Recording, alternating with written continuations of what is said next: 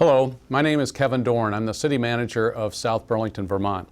I'm here today to talk with you and my guests about a new project proposed for South Burlington's Market Street that we refer to as the Community Center. A new library, City Hall, City Clerk's Office, auditorium, and senior center. With me today is Helen Riehle, the Chair of the South Burlington City Council, Patrick Leduc, who is the Chair of the Library Board of Trustees, and Jennifer Kochman, who is the Chair of the Recreation and Parks Committee. Each of these folks have a leadership role in providing information to the public about the vote on November 6th. So with that, I'm going to turn to Helen to talk a little bit about the background of the project, the scope of the project, and how it fits into the community's plans for City Center. Okay, great. Thank you, Kevin. And thank you, audience. And I hope if you have questions, you'll call in during this taping. You may or may not know, but the City of South Burlington has been talking about a city center for about 40 years. So this is a long time coming. And the library has been talking about and gathering some money to support building a new library for, I think it's 30 years? So this is really the culmination of an awful lot of conversation, hopes, and visions for our city over the past 40 years. To me, this is a really critical piece. Unlike other communities who have a city center that was built originally, since we broke off from Burlington and then are also intersected by major highways, South Burlington doesn't have a city center. And so through lots of conversations and visioning with the public over the last couple years, we really got excited about and invested in creating a city center. The state also then, thankfully, awarded us the designation as a TIF district, which will allow us to help create a city center on open land at this point, which is rather unusual for the state. In the country, there are TIFs all over the country. But so we get to start from ground zero and think about how to envision and grow a city center. And this building that is on the ballot November 6th is a really critical key piece, encompassing four really important public services, I guess. The library is the largest piece of the building, then a very important and needed senior center, as well as relocating the services of the town hall with a clerk's office, very accessible, and then city offices, and then importantly, something that we envisioned and included in the design is an auditorium that can serve all of those entities as well as the public. So it's really a critical gathering place and draw to our city center that's in the TIF. Helen, the land that has been acquired through an option by the city was not adequate really to provide space for the building that has been designed. And the City Council and the School Board have gotten together on a land swap. Mm-hmm. The public we will show a slide that will indicate where this facility is planned to sit, but it is right behind the Marcotte Central School. And the School Board and the City Council have been able to work out an agreement to swap some land mm-hmm. that can allow for the full building to be built and parking. Can you speak a little bit to what that agreement is? And there are two parts to the agreement. Mm-hmm. What the city has been provided by the school district and what the school district will be provided by the city. Can you go into that a little bit? I certainly can. It was a wonderful collaboration, and I think from most people's perspective, it's a win-win. The site, we will be in agreement, and this will be on the ballot in Articles 1 and 2 on the school side and 1 and 2 on the city side.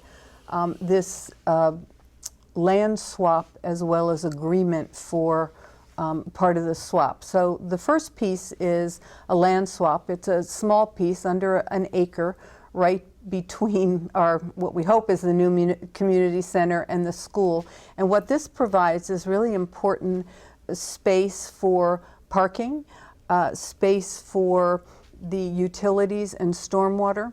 In fact, part of this, and you can see on the picture, the yellow section is this piece of land, and a little bit of the green, I guess, that is part of the swap. And it allows us to build our community center in a cost-effective way on a small piece of property by having this right-of-way and easement for the utilities and the parking as a swap from the school. What they get in return is really, one, having a 3-story public building overlooking their school. The blue portion in the picture is a new access to Marquette School, excuse me. Right now, it's a handshake and an agreement by the current owners that the road that they can use. This will guarantee access to that piece of property forever. It also improves the safety aspect of the access to the school. It has a bike path and sidewalks and parking along the blue section that is not there now, so children and their parents can't walk safely to one of our elementary schools. It also will include the city building for the school, a new access or approach for the buses that is safer and really increases the safety of drop-off and pickup at the school. The other part of the agreement that's in, I think, Article 2 under the city and Article, I think, 1 in the school section is an agreement that if this comes to fruition, if the voters vote yes on the first 4 items on the articles, Article 1, 2, and 1 and 2 for school and city, then the City Hall will be moving to the new building. And when that happens, we have a wonderful building right across from the high school and the middle school that we've agreed we would first lease to the city, to the school district if they so desire, and they can move and consolidate all of their administrative services and offices under one roof into a sort of a modern roof. And then at the end of 3 years, they can renew that for a couple years, and eventually, if they so choose, they can buy the building at the hefty price of $10. So I think it's a win for both sides of the ledger in terms of our taxpayers, since it's a city-owned building, and this would be a way to address some real needs that the school district has without necessarily increasing their taxes by having them to buy a new building. So we feel it's a win-win, they feel it's a win-win, and I think it's an important aspect of making this both wonderful new space for the community in terms of recreation and library and consolidation of municipal services, but also really improving the safety for Central School, as well as addressing some of the future needs of the school district. Thank you, Helen. This is a great example of collaboration between the school board and the city hall. As you note, both entities get something really beneficial out of the agreement should the voters approve. Patrick, I think the viewers today really want to know more about the footprint and the floor plan, what they're going to be able to find by way of services and programs. Yeah. Representing the Library Board of Trustees, you've been intimately involved in the design and layout of the library portion, which, as Helen noted, is the largest component of the community center. Talk to us a little bit about what the vision that the Library Board has had over the many years for a new library, and a little bit about the footprint, what programs and services you expect to be provided. Sure, happy to. So the library board has had many years, as you pointed out, Helen, of talking about a new library for our community, and it's really a powerful opportunity for our community to come together and have the resources that some of the larger communities across the country and even in Vermont have that we don't have access to. So there's been a lot of effort by the public as a whole, as well as the Library Board of Trustees, the Parks and Recreation, and the city to design the space that we think is the right fit for South Burlington. So I think we're going to throw a picture up on the screen of the first floor of the library, and as you'll see on the bottom of that screen, there's a vestibule where you'll walk in and you'll have your first entrance into that building, and that'll be a large lobby space right there where you'll be able to kind of be welcomed by the city hall, clerk staff, wide open space there, very bright and airy. And then as you turn right, you'll turn into the community library, or the public library, I should say. In that first spot, as you walk in, you'll be presented with the circulation desk right there in front of you, as well as a staircase to go to the second floor. And then to the immediate right, there's a library living room. So a very comfortable seating space where the community can come in and read the paper, talk to the neighbors, grab a good book, and sit and relax on a either cold winter's day or on a sunny summer day. And as you go around that first floor, there's an early learning literacy room on that first floor where young children come in with their parents, toddlers, and infants, and have access to lots of resources and programming from the library. There's a larger children's space, and then a number of stacks of resources, whether that be books, DVDs, and other resources that our community utilizes. And when we talk about the stacks and the resources for our community, we've been looking at this from a 30-year perspective. So we're looking at population trends in South Burlington, as well as the community's use of the current library, where it is now and where it was at the high school, to predict the future needs. In addition, on that first floor, there'll be offices for the library staff themselves, as well as lots of activity rooms that are set aside for maker spaces or other activities that the programming will utilize, as well as specialized rooms for different age groups. So we talked about kind of the infant room, the children's space. There's a tween space that is also kind of anticipated there. And then we also have on that first floor an auditorium that we've already spoken to a little bit. And we're anticipating that auditorium will seat about 100 people. And we're thinking that it may have a raised stage a little bit on the front, and we're still working that through. But it should be a great space for both maybe city council meetings, public performances of all kinds, and public use as well. And in the library, there's going to be lots of public use spaces so that our community can come together and have meetings in that, have conversations, have nonprofits meet there and work together. So that is primarily the first floor, Kevin. The library spans into the second floor, but before we go there, I think we'll turn it over to Jennifer. Jennifer, the city of South Burlington, like most communities in Vermont, is experiencing a gradually aging population. And the city has not had its own dedicated senior center to date. Tell us a little bit more about the Recreation and Parks Committee's commitment to seniors and why a new senior center dedicated to seniors and their needs is so important in this new community center. Well, first of all, I am a senior, so I'm somewhat familiar with what my friends are doing and what people need. As Kevin said, seniors are a growing demographic in Vermont and in South Burlington.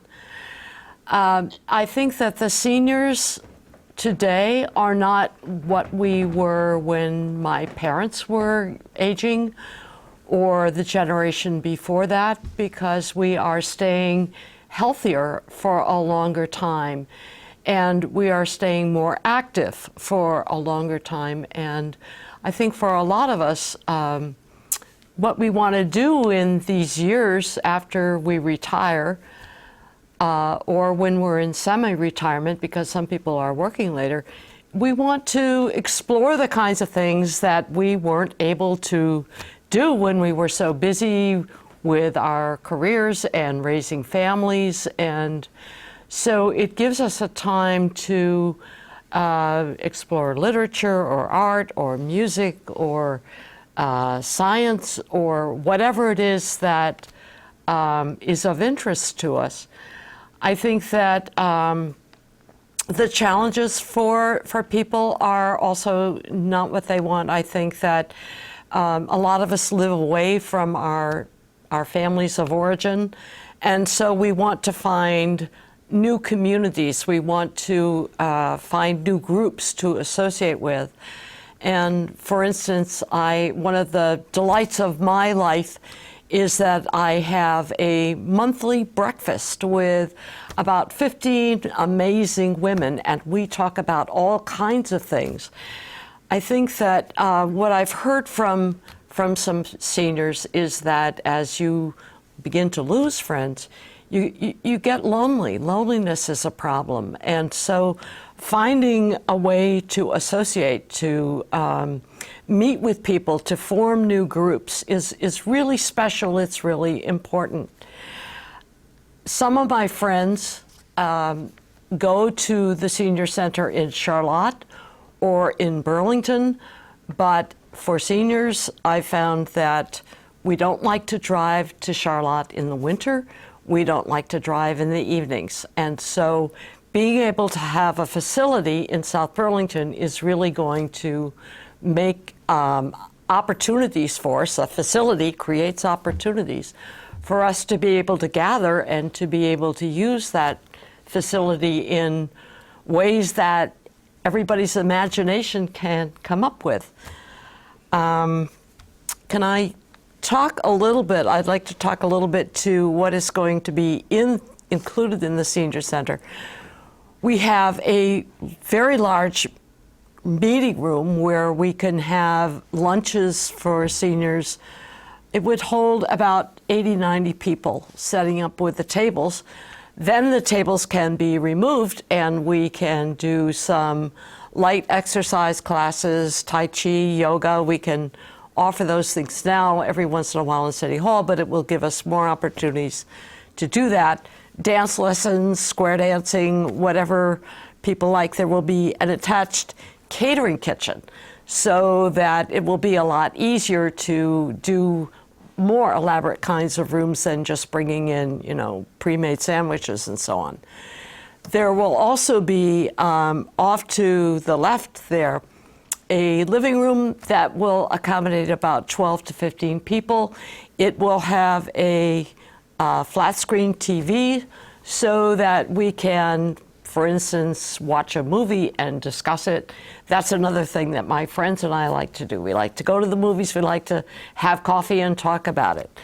So this facility will allow Recreation and Parks programming on a scale that we have not been able to provide before. And our director, Holly Riehle, figures that right now she could program about 10 hours a day into that space. So this is a really great addition, and we're delighted to have this senior center located in the library where intergenerational programming can also take place. That's an excellent point. With the school nearby and with the population that will be there walkable to this facility, that intergenerational contact will be great. That'll also occur in the library, Patrick. On the second floor of the library, we have a lot of the adult reading rooms and teen center reading rooms. Talk a little bit about what you see happening on the second floor. Sure, be happy to. So the second floor is, as you mentioned, entirely the library space. So that floor, you go up the stairs or the elevator. We'll have 2 elevators in the building. One is largely to move to the 3rd floor, but this one in the center will be accessible for all the community to get to the second floor library space, as well as the staircase. So the second floor also kind of has a roof terrace as well, or a terrace, I should say, out the front. So as you envision Market Street, you could be sitting out on the second floor of the library reading a good book, enjoying a nice summer day, as well as being inside. That second floor is also filled, if you look to the lower right, with a lot more stacks. There's some meeting rooms and study rooms that we've envisioning, as well as a multi-purpose room in the upper right-hand corner of the screen. You'll see that space, along with lots of other spaces for reading and our stacks and our programming to happen. As you look a little bit to the left of that multi-purpose room, you'll see the Friends of the Library space, which is another community organized group that helps out with library services and sells books and other entities or other objects. The multi-purpose room, if you look at the back, has a storage space. So much like Jennifer was talking about in the senior center space, we can set that room up with tables and chairs and other things, and then other times have it wide open for other activities. So we have a lot of flexibility in how we use this space. As you look around more toward the left of the graphic on your screen, you'll see another large meeting space that can be used by the public for meetings, any nonprofits or organized groups. And in the back, you'll see a digital space, a digital lab that we're envisioning with technology for the teens to use as they explore coding and other things, a teen space, and then a raised reading area, which is kind of a cool little spot that's a little bit different than the rest of the library. And that's really just great architectural design. Right below that space is our auditorium, which would have a raised ceiling. So we took the opportunity to have a raised reading area there that's a little bit of a cool spot for kids to kind of hang out with. So we're really envisioning a lot of programming happening in that. I think you can see there the kind of wide open glass that we have there. So we have a very bright and airy space for our community to use right outside that terrace. And I would double up on what you said about the intergenerational work. The opportunities that we have in front of us there to have our youth in the elementary school and our youth just come to our library anyway, as well as adults, as well as the seniors, as well as our local democracy all in one spot. Just a huge opportunity for our community to come together and learn from each other and to grow. What a great statement. What a great way to capture what the overall vision is for this new community center. You know, Helen, the council and the public have expressed their strong commitment to sustainability issues. And in a moment, I want to have you talk about the energy efficiency and the design of the building. Before we get there, I think it's important at this point to put the community center in the context of the surrounding area. We have a graphic that shows where the city community center will sit in relation to other on Market Street behind the Marcotte School. But can you speak to exactly, so the viewers know exactly Sure. where this will be planned to sit? Well, on this picture, the red outline is our city center TIF district. And read that far, but I think it's blue, right, is where the site is. If you come into Market Street, the new community center will be just before the curve, or just after the curve. Next to it, behind us is the school, as Kevin has said, and then directly west of this proposed building is a new senior housing called Allard Square. So there'll be 39 units there of people who will be able to partake of the senior center as well as the library and walk right next door. Farther down Market Street, there's several other buildings that are envisioned, and one is a housing for affordable housing being built by the Champlain Housing Trust. And then other parts along the road are envisioned to be a private enterprise that will be building housing as well as commercial. This is kind of in the center of the TIF district. Across the street, of course, is the mall, which we've seen has had some revitalization.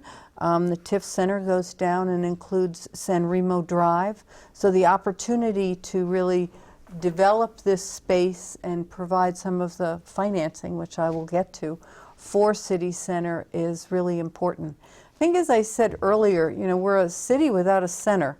We have lots of great neighborhoods that aren't connected. Well, some are connected by bike paths, but some are separated by a busy Route 7, a busy Williston Road, the interstate, I-89. So we are kind of a crossroads and very important to the economic vitality of Chittenden County and the state, but it has left us without a center. So I really believe that this whole city center development with the a centering building that encompasses democracy and activities is really essential for our community. And we know, anybody who's driven in the area knows that Market Street is shut down right now as it is reconstructed, but will be reopened during the holidays, and will return to construction in the spring. Let's turn to the matter of energy efficiency and sustainability. I know that the architects and the various focus groups who have been working on this have spent a lot of time saying, how can we make this a LEED certified level of efficiency? Talk a little bit, if you would, Helen, about the various attributes of this building from the perspective of energy efficiency and conservation. Okay. Well, I think it's very exciting, both in the design and kind of the delivery of high efficiency and energy conservation. The roof will be a solar array. And while it won't create or generate all of the electricity that the building requires, it certainly goes a long way to offsetting that cost. And that's in perpetuity, at least as long as we have a sun. The building is designed with heat pumps, which are much more efficient and cost effective. It's really airtight and well sealed and insulated. It's not net zero, which would have been an incredible accomplishment, but it's between the gold and platinum level of energy efficiency. And it was very important to the City Council, and I think it's important in terms of stewardship and building a building that will last 50 or 100 years, to really make those investments to make sure that we can continue to efficiently and sustainably heat it and light it and have it not be a drain on our taxpayers. There are light shelves, there's kind of cool tile carpeting, so if you spill something or it gets worn, you can pick up the tile and replace it, and it looks new again versus waiting till the rug gets, crummy enough that you need to replace the whole thing at a high cost.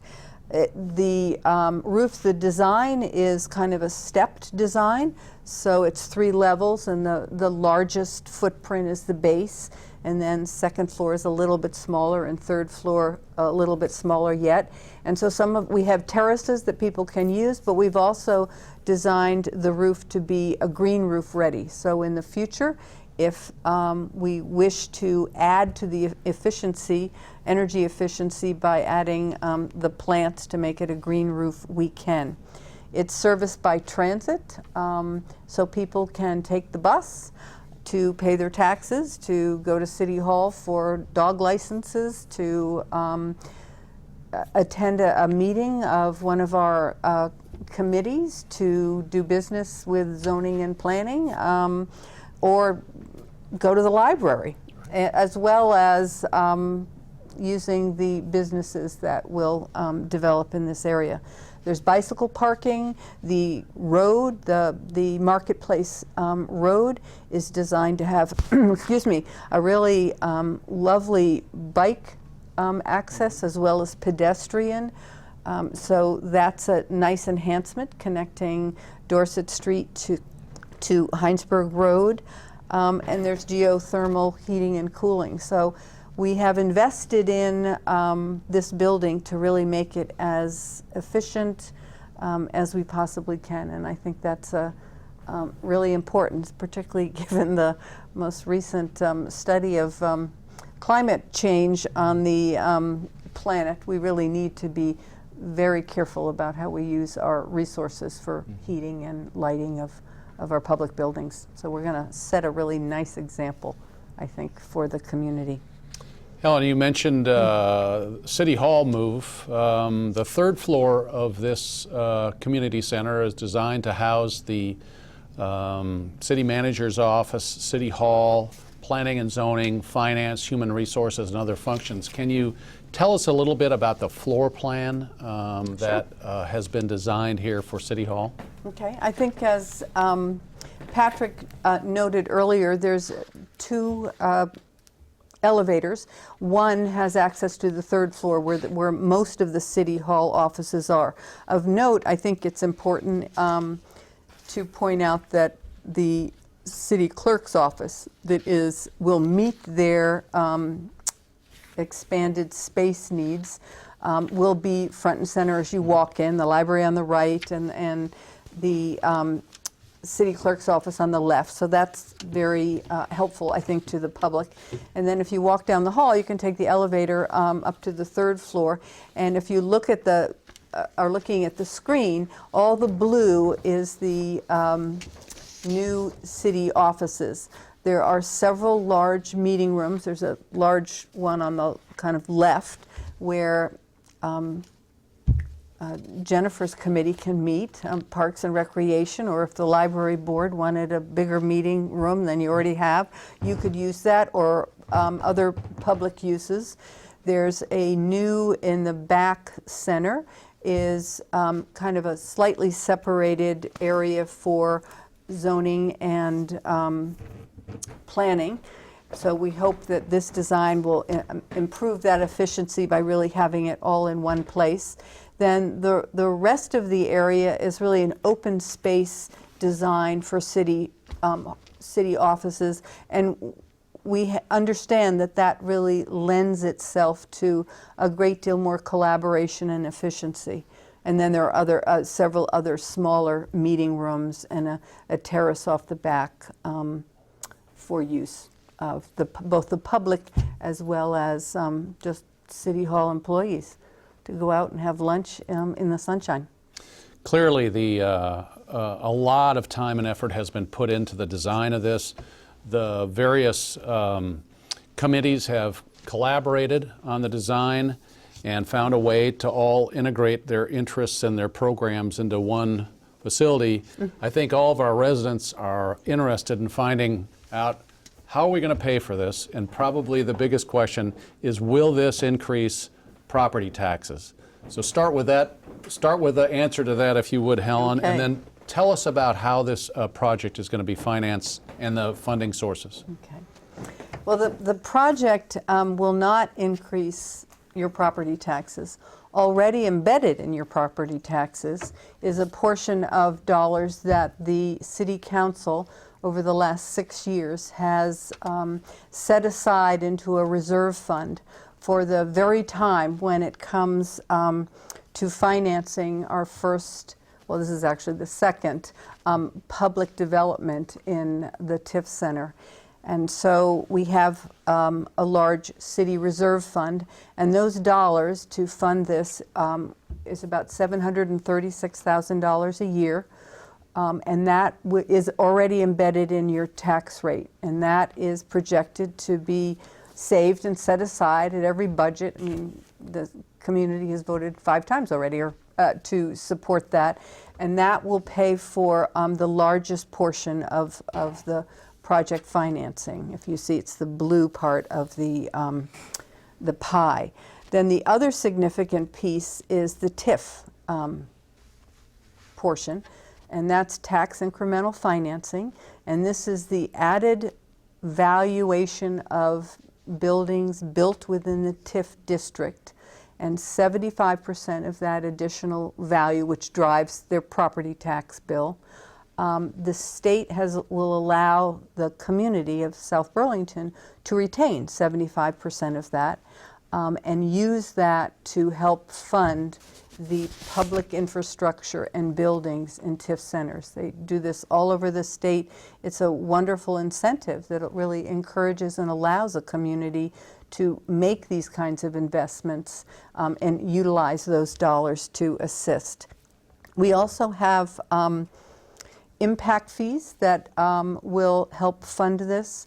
We have the Blanchette Fund monies that have been gifted to the city or the library board and can be used to support this.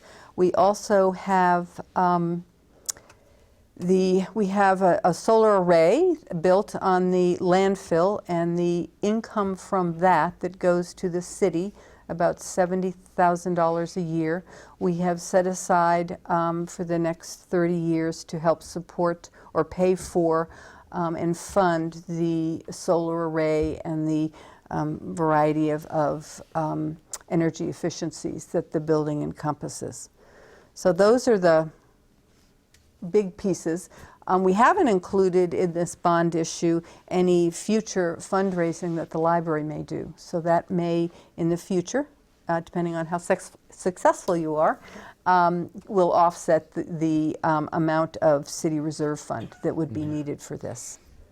Patrick, do you want to address that a little bit? I know that you've been working with the board on developing a fundraising plan from private contributors. Yeah. So we've got, there's actually a nonprofit foundation now that has been created so that the board can go off and do fundraising and have those donations be tax deductible. So we're going to start right after the vote, hopefully a positive vote on the 6th, and then we'll start right after that with a capital campaign to raise as much private funding as we can. So naming rights are a possibility here? Absolutely. There'll be some naming right opportunities from small ticket items all the way to larger ticket items. So the sooner they call you and let you know right away, they let me know how much want you'd like to donate. Absolutely. the better. That's great. And so there are a multitude of different funding sources here. I think a lot of people are pleased to know that the council has planned ahead and embedded and created a reserve to help pay for this. We're starting to get down to the final moments of our program today. I wanted to go start with you, Jennifer, to give us kind of a broader perspective on the integration of all these services in one building and what you're hearing out on the street from people. Well, I'm hearing that people are feeling very positive about this. I go to the dog park quite often, and I ask people if they're from South Burlington and have they heard about the community center, and sometimes they have and sometimes they haven't, but the responses have all been very positive. People want to know more. They take the literature I give them. My friends, as I said, are excited about this, that we will have a place for seniors to be able to do programming in the daytime.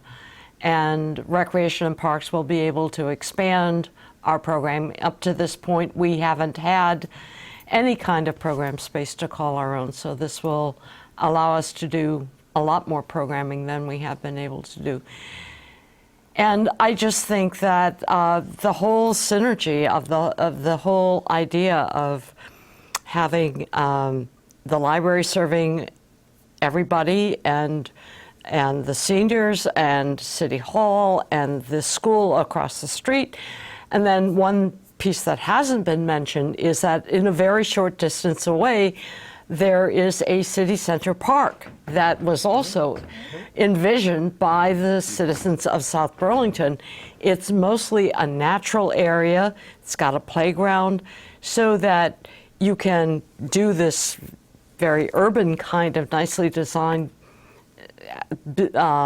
activities in this building, and then you can just take a little walk and you can go bird watching and have your kids, climb on natural playgrounds. So I think the city has done a very responsible job of planning this whole area so that it's very inviting and people will want to be there, and I think that people from other communities will want to be in this area. Patrick, thank you, Jennifer. The library has moved recently. It is now in the University Mall. It had been a component of the high school library for many, many years. Yeah. Tell us what a new library facility will mean, a new dedicated library facility that you have your own space and ability to program. What does that mean to the community? I think it's just powerful. The ability to program all the things that our library director Jennifer would like to be able to do. She's done a great job for our library so far, but there's constraints. Within the high school there was constraints because we were really serving two different populations in some form. And in the mall we have different constraints. And I think having a public space that really belongs to South Burlington citizens is going to be a powerful opportunity. And as Jennifer said, with the great foresight and planning that the city has done so that we can move this forward and not have increase in taxes, our community continues to evolve and change, and new members come to our community. And this kind of cornerstone of our new city center, what a great thing, a park, a municipal building, a public library, a senior center. What a great tone to set as we develop Market Street. It's great points. Helen, as we know, the election is coming up in a couple of weeks, November 6th. Unfortunately, because of the complexities of the exchange of properties and so on, the ballot can be a little bit confusing. It's quite long. Yes. It could be quite daunting to voters who are going in to vote. If people want to support the community center, how should they vote? And if they oppose it, how should they vote? Tell us a little bit about that. Well, the first, yes, there are 4 yeses that need to occur for this to happen. And the first ballot item, if you look up on the screen, is ballot item number 1 under the city. And that, if you want to build this center, you need to vote yes on that. That provides the ability for the city to assume the debt for the building, which is $20.4 million. The second item under the city talks about the land swap and provides the language to go forward with that. The third city ballot item is as a wastewater project for $300,000, which we hope you'll vote for, because all of that money gets paid through state and federal funds. So while we bond for $30,000, that's all paid for. And then under the city or the school center, there are 2 ballot items, and you need to vote yes on both of those. Both of them relate to this land swap and then the potential or their future use of City Hall as administrative offices for the city. So we hope you'll come out and vote November 6th if you haven't already. And I personally hope you'll vote yes on all of those ballot items. I think this is the cornerstone of our city center and really important for this community. Well, I want to thank our panel here today. Each of you in your own way has spent a lot of time and effort working to advance this project on behalf of the community. As Helen notes, it's important that voters get out, however they feel about this project and other things. It's important for voters to get out and vote. Anybody who would like to have additional information can look at the South Burlington website. And we also have SOBU Life is out, a great publication sent to every member of our community, talking about the community center and also our fabulous recreation and parks programs. So please go out and vote. And thank you all very much for this programming today. Well, thank you for your leadership. Yeah.